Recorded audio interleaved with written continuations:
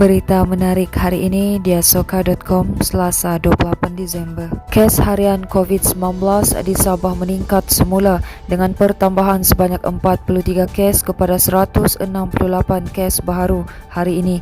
Jurucakap Perkembangan Harian COVID-19 Sabah, Datuk Seri Masidi Manjun berkata, situasi itu disebabkan banyak daerah mencatat kes baru walaupun dalam jumlah yang kecil. Berbanding semalam, Masidi berkata hanya 3 daerah mencatat jumlah kes 2 angka, 16 daerah mencatat kes baru 1 angka dan 8 daerah tanpa sebarang kes baru. Berita seterusnya, Naib Presiden Parti Warisan Sabah Datuk Peter Anthony hari ini mengumumkan keluar parti dan menubuhkan parti baru mesra Kerajaan Gabungan Rakyat Sabah pada awal Januari ini. Ahli Dewan Undangan Negeri Malalap itu berkata, keputusan berkenaan dibuat bersama Adun Limbahau Datuk Juil Nuatim bagi membentuk parti yang memberi fokus kepada masyarakat Kadazan Dusun dan Murut, terutamanya di kawasan pedalaman Sabah.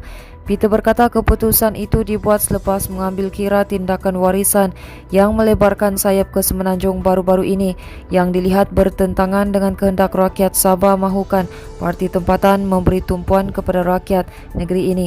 Peter berkata beliau bersama rakan seperjuangannya yang lain memutuskan untuk menubuhkan parti tempatan berasaskan pelbagai kaum yang akan diumumkan dalam masa terdekat. Ketika ditanya siapa yang turut menyertai parti baru itu, beliau berkata ia akan diketahui pada perasmian parti baru itu nanti. Terdahulu ratusan penyokong terdiri daripada masyarakat KDM hadir menyambut beliau yang tiba di KKIS sebagai tanda sokongan terhadap keputusannya. Sementara itu, seorang penyokong dikenali sebagai Jack Jatil, 50 tahun, yang hadir di KKIS sejak jam 11.30 pagi berkata kehadirannya bersama beberapa rakan dari Tenom adalah bagi memberi sokongan kepada pemimpin mereka.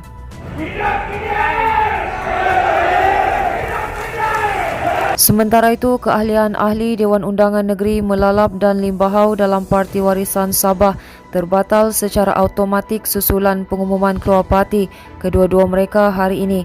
Perkara itu disahkan Setiausaha Agung Warisan Datuk Loreto S. Padua ketika dihubungi mengenai kedudukan Adun Melalap Datuk Peter Anthony dan Adun Limbahau Datuk Juil Nuatim sebentar tadi.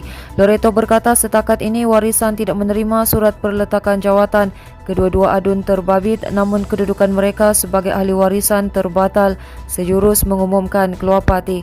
Loreto berkata sebarang tindakan terhadap kedua-dua adun terbabit akan dibincangkan di peringkat tertinggi parti dan akan diumumkan kepada media dalam masa terdekat. Sementara itu, ketika ditanya sama ada perkara itu sudah dimaklumkan kepada Presiden Datuk Seri Muhammad Syafiee Abdal, Loreto berkata beliau tidak tahu namun ia perlu dirujuk terus kepada kedua-dua mereka. Peter yang juga naib Presiden Warisan bersama Juil mengumumkan keluar parti pada sidang media khas di perkarangan Balai Ketibaan Lapangan Terbang Antarabangsa Kota Kinabalu tengah hari tadi. Manakala pejabat pendidikan daerah Tuaran bekerjasama dengan Yayasan Wisdom dan Mind Apps Sindiran Berhad melalui program pecutan akhir SPM e-Tuition 2021 dalam usaha membantu meningkatkan pencapaian pelajar yang akan menduduki peperiksaan sijil pelajaran Malaysia tahun ini.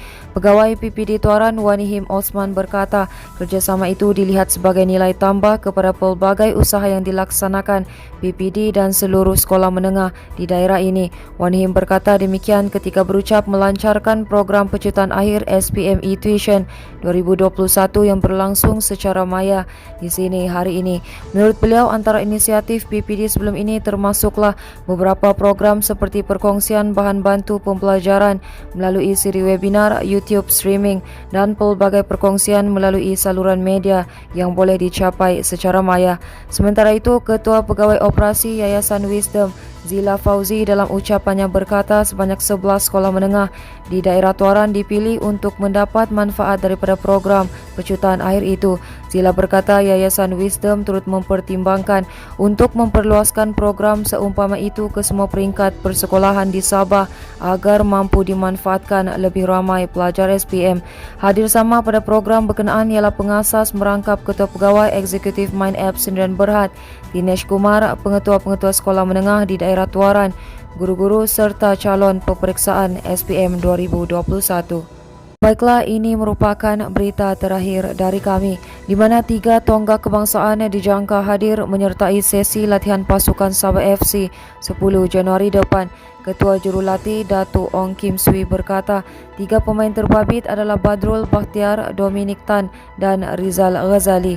Katanya mereka mengesahkan akan menjalani latihan bersama Sabah FC dalam tempoh terdekat. Kim Swee berkata Sabah FC akan memulakan latihan secara berperingkat bagi menyesuaikan peranan serta menyusun semula posisi dan keserasian semua pemain. Seramai 20 pemain termasuk beberapa muka baharu yang berjaya diikat Sabah FC untuk musim depan hadir pada sesi latihan pertama di Padang Saintetik University Malaysia Sabah semalam. Baiklah, itu sahaja yang dapat kami kongsikan setakat ini. Teruskan bersama kami untuk mendapatkan berita komprehensif hanya di kiasoka.com.